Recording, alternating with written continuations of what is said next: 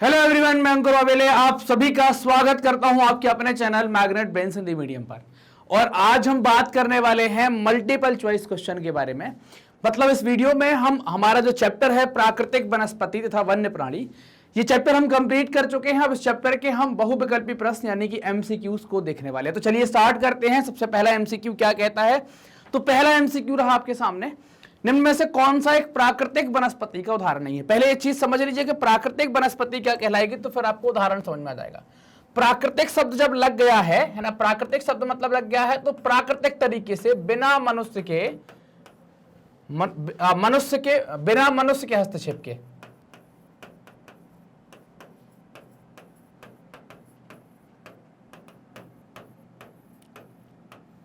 मतलब इसमें मनुष्य का हस्तक्षेप नहीं होगा, प्राकृतिक तरीके से ही ये वनस्पति होगी, उसको क्या कहते हैं? प्राकृतिक।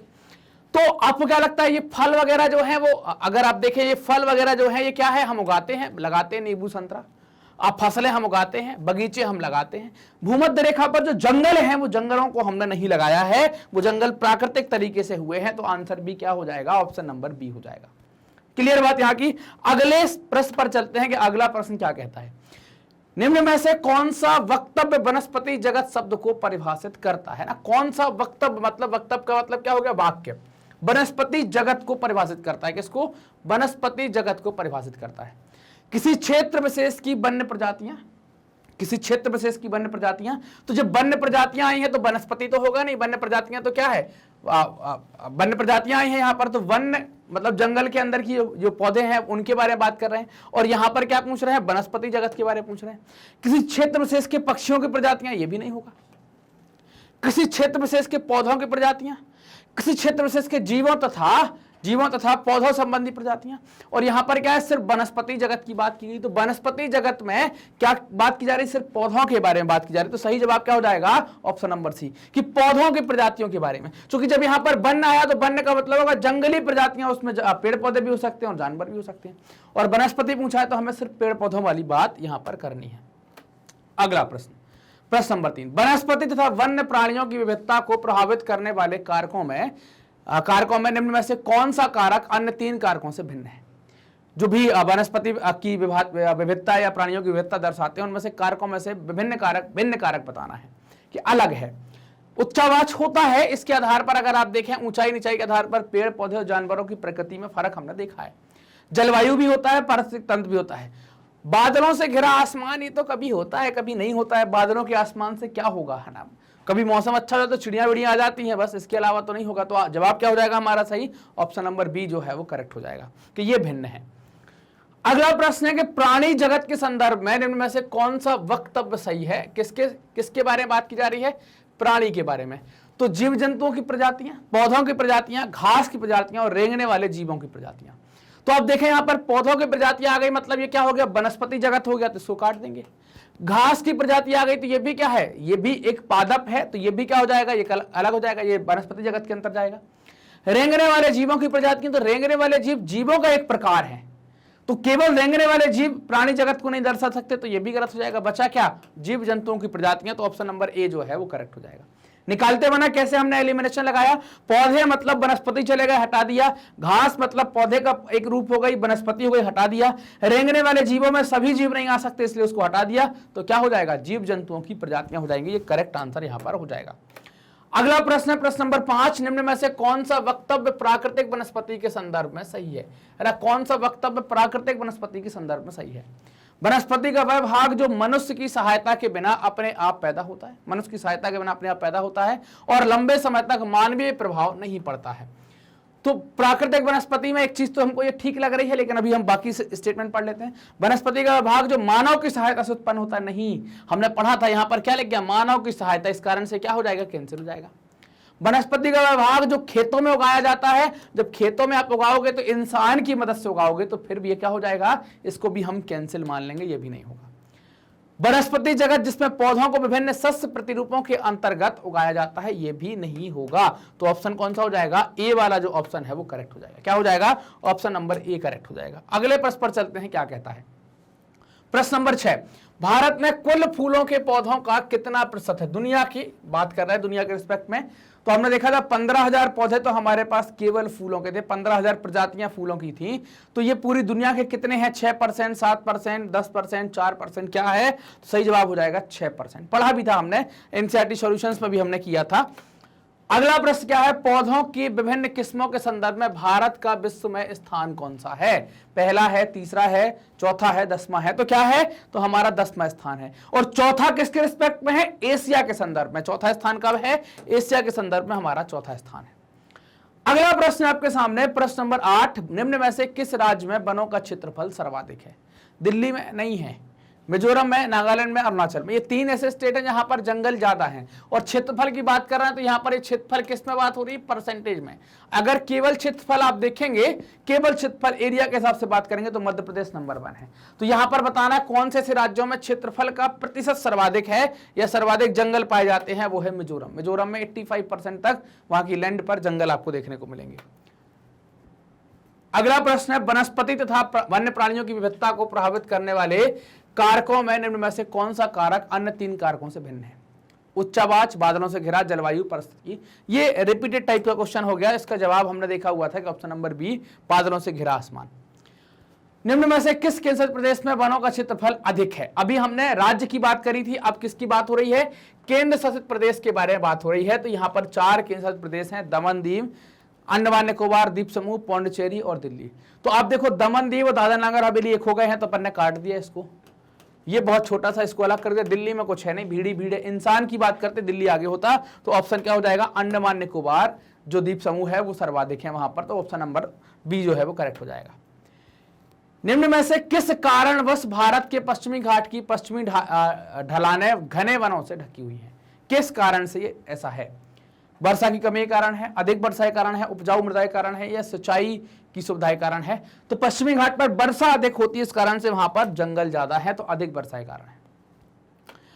अगला प्रश्न है, प्रश्न नंबर 12, 2001 में वनों का कुल क्षेत्रफल भारत के कुल क्षेत्रफल का कितना था? ये बताना है।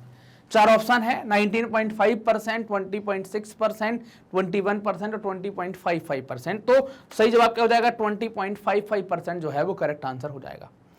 अगले प्रश्न की बात करें कि निम्न में से किस स्थान पर उष्णकटिबंधीय वर्षा वन पाए जाते हैं? गर्मी भी होगी और वर्षा वाले वन भी होंगे। कम वर्षा वाले क्षेत्र में, रेत के टीलों के क्षेत्र में, अधिक वर्षा वाले क्षेत्र में, या हिमपात के क्षेत्र में? हिमपात में तो नहीं होंगे, रेत के टीलों में झाड़ियां मिलेंगी, अधिक वर्षा वाले में सदाबहार वन मिलेंगे। जहां पर वर्षा ज्यादा है तो वहां पर क्या मिलेंगे आपको? सदाबहार मिलेंगे। और जहां पर रेत के टीले हैं यहां पर झाड़ियां मिलेंगी और कटीले वन मिलेंगे। हिमपात वाले क्षेत्रों में आपको पर्वतीय या जो उस टाइप के पेड़ पौधे हैं वो आपको देखने को मिलेंगे।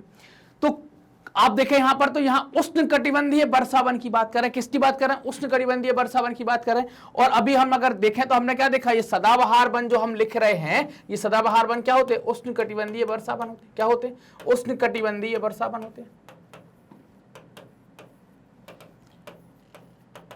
ठीक है।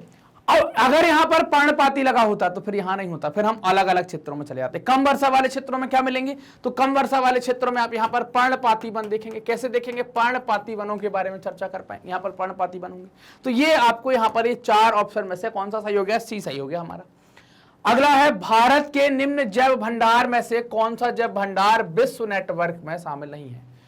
मतलब जो हमारे रिजर्व है, बायोस्फीयर रिजर्व है, या तो वो उनको बताना। मानस, नीलगिरी, मन्नारी खाड़ी, नंदा देवी, कौन सा नहीं है? तो मानस को शामिल नहीं किया है। जंगल जगह की जलवायु को कैसे प्रभावित करते हैं? स्थानीय जलवायु को संशोधित करके, पवन बल और तापमान को नियंत्रित करके, वर्षा करके, उपरोक्त सभी। तो इसका सही जवाब क्या हो जाएगा? ये सभी चीजें जंगलों के द्वारा की जाती हैं, इससे जलवायु को प्रभावित करते हैं किसी भी एक जगह की। अगला प्रश्न है कि निम्नलिखित में से या निम्न में से कौन सा वक्तव्य उष्णकटिबंधीय वर्षा वनों के संदर्भ में सही है? ये पश्चिमी घाट पर, लक्षद्वीप पर, अंडमान निकोबार द्वीप समूह पर। मतलब यहां पर ये वर्षा वन की बात कर रहे हैं तो सदाबहार वन की बात हो रही है। किसकी? सदाबहार वन की बात हो रही है। तो ये वाला ऑप्शन को सही लग रहा है। एबोनी, महोगनी, रोजवुड, सिंकोना आदि ये जो है प्रमुख पेड़ हैं। ये वन वर्ष भर हरे भरे रहते हैं। ये वन वर्ष में अनेक बार अपने पत्ते गिराते हैं। तो सत्य कथन को बताना है, इसमें सत्य कथन कौन सा हो जाएगा? तो ये क्या हो जाएगा इसके सत्य कथन? सत्य कथन ये हो जाएगा, ये वन वर्ष में अनेक बार अपने पत्ते गिराते हैं। ये बिल्कुल सत्य कथन हो जाएगा यहां पर कि ये कई बार पत्ते गिराते हैं, इनका कोई फिक्स पैटर्न नहीं है कि जब ये पत्ते गिराए यहां पर। तो ये अगर आप देखें यहां पर कि ये वन पश्चिमी घाट में भी आपको देखने को मिलेंगे, लेकिन पश्चिमी घाट में अगर सही बताते हैं तो कहां पर देखने को मिलेंगे? तो पश्चिमी घाट के पश्चिमी भाग में देखने को मिलेंगे, लक्षद्वीप में देखने को मिलेंगे, अंडमान निकोबार द्वीप समूह में देखने को मिलेंगे। और ये जो वृक्ष हैं ये प्रमुख वृक्ष हैं, अब चूंकि ये साल भर हरे भरे भी रहेंगे तो और सबसे सही बात इसमें क्या हो जाएगी इनके अलावा, तो ये वन वर्ष में अनेक बार अपने पत्ते गिराते हैं, कोई फिक्स पैटर्न नहीं है, बीच बीच में इनके द्वारा पत्ते यहां पर गिराए जाते हैं, पत्ते गिराते रहते हैं।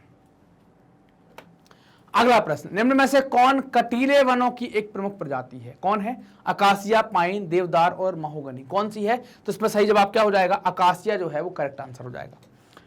अगला क्या है? चौड़ी पत्ती वाले सदाहरित वृक्ष जैसे ओक तथा चेस्टन आदि निम्न में से किस वन में पाए जाते हैं? ये बताने। 4 ऑप्शन है, सदाहरित वन, उष्णकटिबंधीय पर्णपाती वन, पर्वतीय वन और कटीले वन।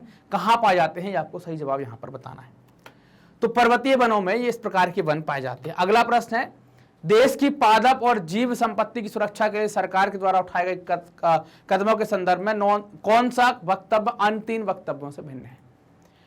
14 जीव मंडल, 89 नेशनल पार्क, 49 प्राणी अभ्यारण्य स्थापित किए, पादप उद्यानों को वित्तीय तकनीकी सहायता दी, सिंचाई की सुविधा कम दाम पर उपलब्ध कराई, शेर संरक्षण, गैंडा संरक्षण आदि योजना चलाई।